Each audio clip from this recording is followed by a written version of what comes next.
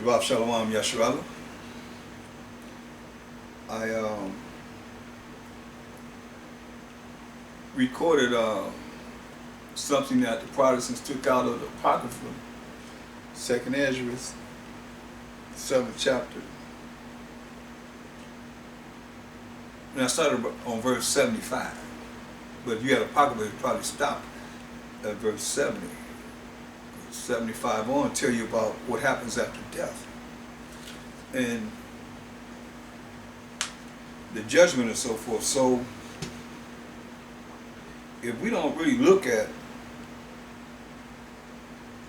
learning, living, and applying the Most High's laws, His rules and regulations, the Spirit gave me that. He gave me that, the Spirit of the Most High. Rules and regulations, because we know about rules and regulations.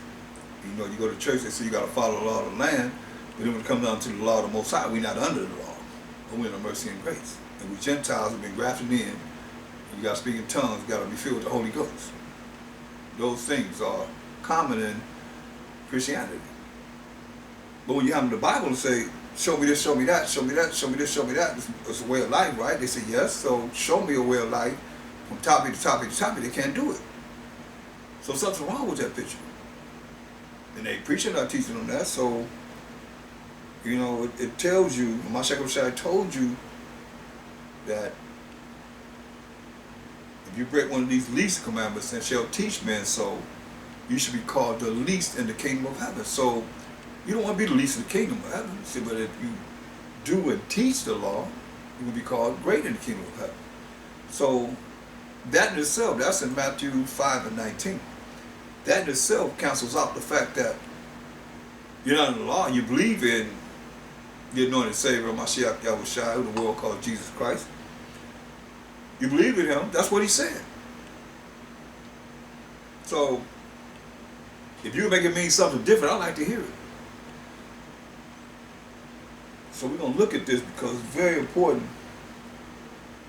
that you understand and overstand any other way you can get this within your spirit to realize how important this is, how important it is to the Most High. If not, then you're subject to being thrown in the lake of fire, the final judgment. Where people are going to be burning and gnashing their teeth, Mashiach always talked about. Because it's talked about in the Old Testament. That's all he went by was the Old Testament. So if you don't know the Old Testament, how are you going to really understand the New Testament? That's why people, they always go against the New Testament. They only had the law and the prophets to go by. See, if you can't go back and forth, then you don't really know what the Bible's about. You can't just condemn something that you don't know nothing about. And most say that the New Testament is null and void. They don't know the New Testament. They don't know it. Because nobody had anything to go by but the law and the prophets.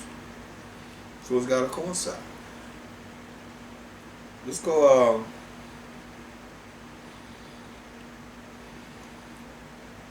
to Genesis. We're going to go to Genesis 26 chapter. We always start off with Colossians 3:17. And whatsoever you do in word or deed, do all by Hashem Mashiach Yahushua. Give you thanks to the Most High and the Father by Hashem Mashiach Yahushua. So all that we say and do going to be in the name of the Lord. Say we give thanks always to the Most High power of Abraham, Isaac, and Jacob. And Jacob being the forefather of the 12 tribes of Israel for everything. Because He's worthy to be praised for everything. Understand this and overstand this. Believe this. He is the power of powers of powers. If you don't know Him, you better get to know Him.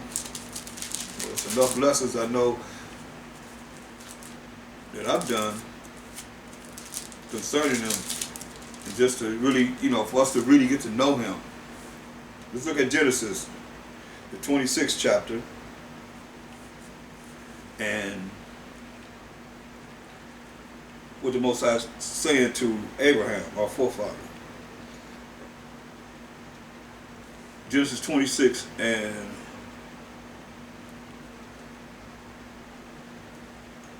4. And I will make thy seed to multiply as the stars of heaven, and will give unto thy seed all these countries, and in thy seed shall all the nations of the earth be blessed. You hear that? So that's not in Abraham, that's in Abraham's seed. The children that come from Abraham, all the nations of the earth gonna be blessed.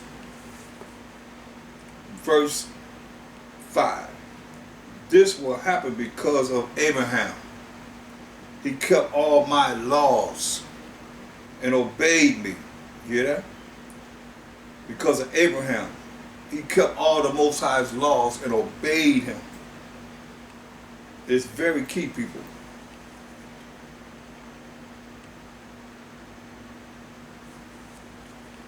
Let's look at Exodus. Go to Exodus, the first chapter. Exodus, the first chapter. We're going to go to this. Exodus 1:1. Now these are the names of the children of Israel which came into Egypt. Every man and his household came with Jacob. See.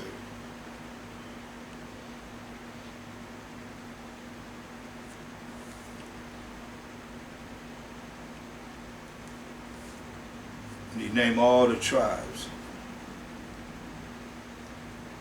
Verse 7. And the children of Israel were fruitful and increased abundantly and multiplied and waxed exceeding mighty. And the land was filled with them. See? Remember he told Abraham's seed to be as the stars of heaven. We increased abundantly, meaning we had a lot of children, and multiplied. This is key here. And waxed exceeding mighty. This is when we, after Joseph died, this is when we as the Israelites started to rule Egypt. You see, people don't want to admit that. Because we're not exceeding mighty now. We ain't ruling nothing until Mashiach Yahushua come to judge and make war and set righteousness on this earth. But we waxed exceeding mighty, and the land was filled with them. See?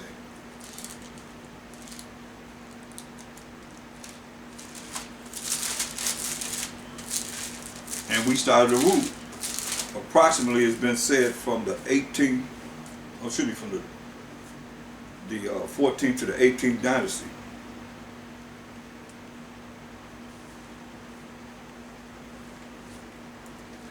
Look at Exodus 18.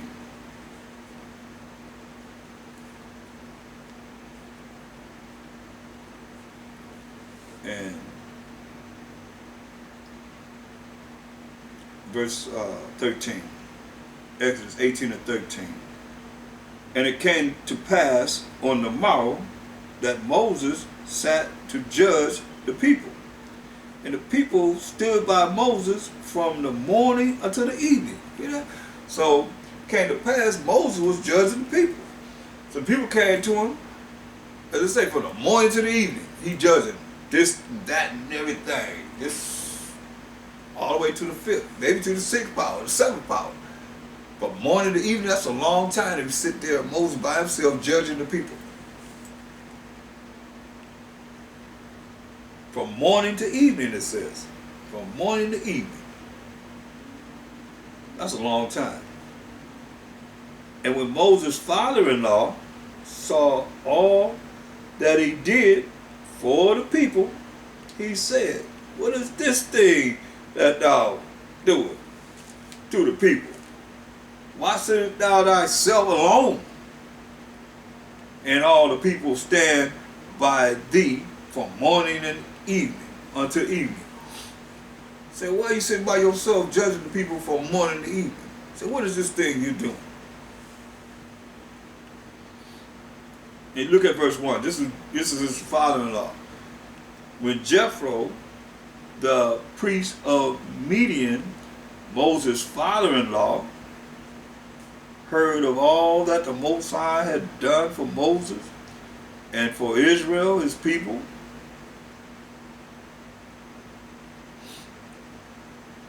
and that the Most High had brought Israel out of Egypt, See? That's his name, Jethro. So look at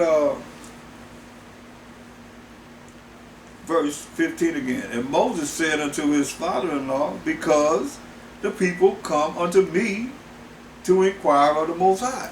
He said, because the people come to him to inquire of the Most High. Listen what his father-in-law told him. When they have a matter, they come unto me, and I judge between one and another, and do make them know the statutes of the Most High and his laws. See? So this is what he was doing as a man of the Most High. Letting the people know, what people? The children of Israel know the statutes of the Most High and his laws. That's very important. Just as we as Israelites are supposed to be doing today. Let the people know the statutes of the Most High and his laws. And Moses' father-in-law said unto him, the thing that thou doest, it is not good. He says, thou wilt surely wear away, both thou and this people that is with thee. But this thing is too heavy for thee. Thou art not able to perform it thyself alone. Told him, hey, you ain't able to do this yourself alone. Say, hearken now unto my voice. I will give thee counsel. That's the median of it. Say, I will give you counsel. And the Most High shall be with thee. Be thou for the people to the Most High. Word, that thou mayest bring the causes unto the Most High. And thou shalt teach them ordinances and laws, and shalt show them the way wherein they must walk, and the work that they must do. And that's in keeping the laws of the Most High. Moreover, thou shalt provide out of all the people able men, such as fear the Most High, men of truth, hating covetousness, desiring something that everybody else has, and place such over them to be rulers of thousands, and rulers of hundreds, rulers of 50s, and rulers of 10s. So you see, these were men that were in charge of rulers of thousands, and rulers of hundreds, rulers of 50s, and rulers of 10. Those that had, the most ability to be able to rule over thousands, they would rule over the thousands. Those had the understanding to rule over the hundreds, they rule over the hundreds. Those had the understanding to rule over the 50s, they rule over the 50s. Those had the knowledge of understanding to rule over the 10 would rule over the 10s. And let them judge the people at all seasons. And it shall be that every great matter they shall bring unto thee. If they can't get it together, they bring it unto Moses. But they judge themselves first. They do the judging themselves. But every small matter, see, they shall judge, so shall it be easier for thyself, and they shall bear the burden with thee. See, if thou shalt do this thing, and the Most High command thee, so then thou shalt be able to endure, and all this people shall also go to their place in peace. So Moses hearkened to the voice of his father-in-law and did all that he had said. See? He took that advice of a Midianite. See, the Most High made a donkey talk. In other words, hey man, what are you doing? Donkey seen the spirit. Man didn't see the spirit, but the donkey seen it.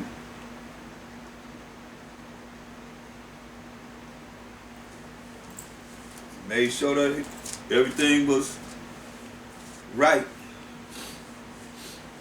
So he saved a man's life.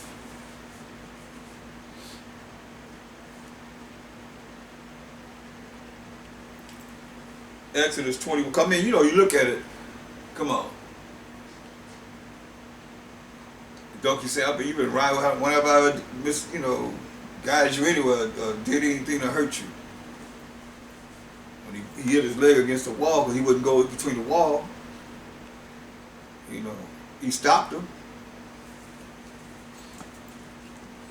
Pay attention, how many dogs have saved people's lives.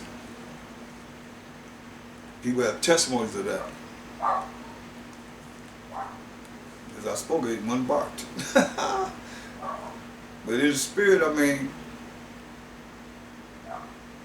you would tell somebody that dog saved my life. So it talked to you somewhere or another, gave you a means to be able to understand what it was trying to convey. Save your life. So Exodus 21:1. Now these are the judgments which thou shalt set before them.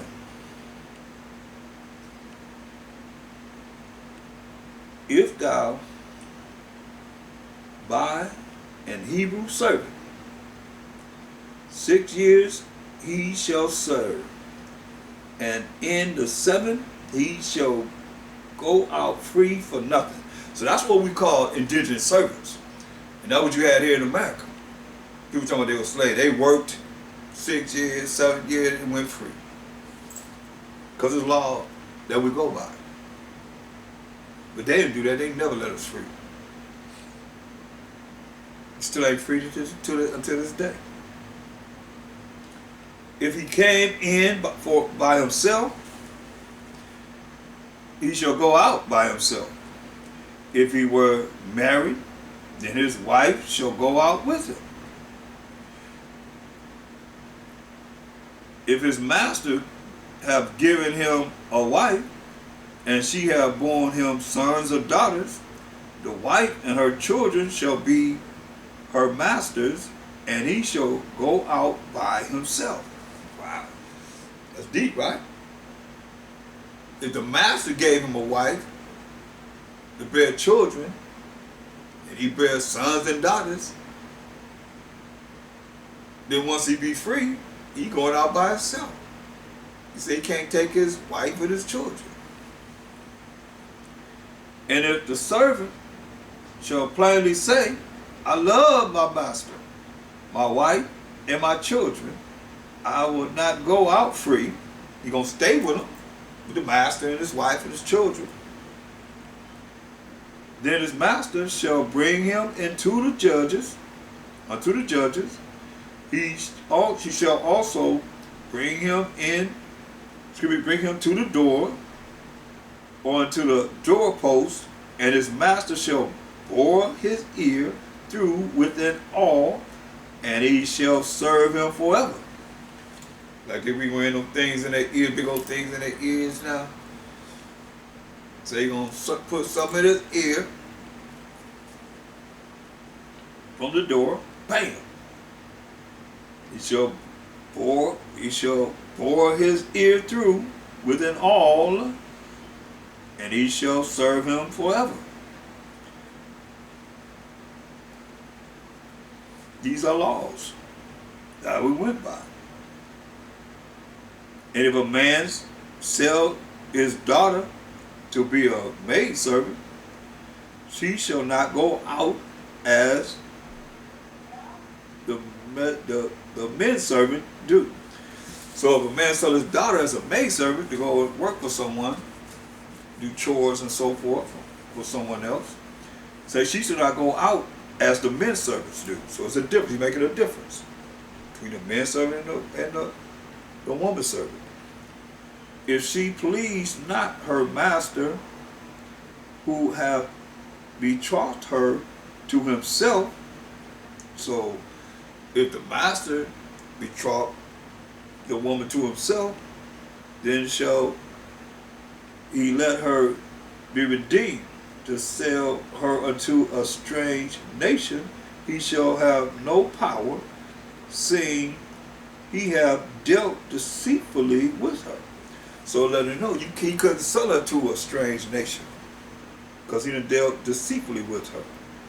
And if he have betrothed her unto his son, given her to his son, he shall deal with her after the matter of daughters. So you got to go to the matter of daughters. If he take him another wife, her food, her raiment, and her duty of marriage shall he not diminish. I mean, you can't take away from one woman that you have to help another woman that she's suffering. That's what it's talking about. And if he do not these three things, these three unto her, then shall she go out free without money. See? Then shall she go out free without money. If he don't do this to make sure he do all three things, make sure that she maintain her livelihood. That's why you see when they divorce now. Especially the ones that have money, they want half. They want everything. You want to make sure that they maintain a certain lifestyle more so than what they had before they met the man. Get all this money. They want all this money. Why? To maintain a certain status of life. They put them in that status of life. Say nothing. They want nothing diminished. You know, they ain't with them now. Now some other man gonna enjoy it with them. Some just like they call them gold diggers. That's all they're about, just to get that money. But he's saying, it should not diminish. Can't let her diminish. You get another woman. You can't let the woman you have suffer behind you have another woman. Well, she's less than what she had in her living. That's why you see that happening. I mean, we got to zeal the Most High, but not according to knowledge. Go to Numbers, the 9th chapter. Numbers 9. And one said, and the Most High spake unto Moses in the wilderness of Sinai in the first month of the 2nd year after they were come out of the land of Egypt, saying, let the children of Israel also keep the Passover at his appointed season, which is between March to April, or the 3rd month or the 4th month. Salaki.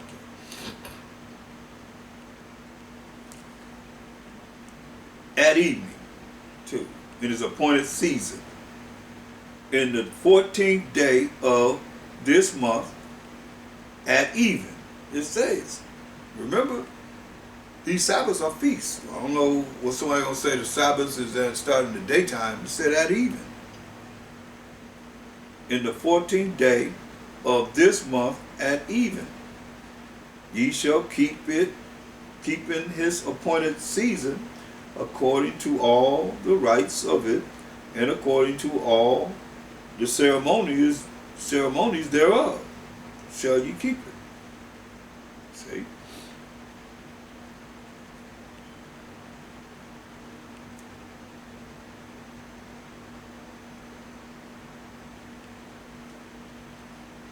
Just a moment.